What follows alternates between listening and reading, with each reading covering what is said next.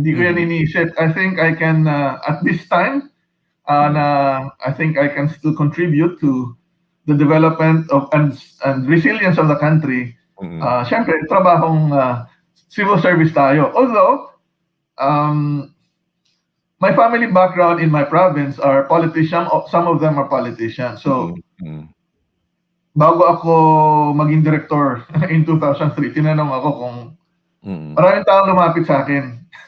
Kung gusto daw, kung okay lang bang maging tumakbo ako.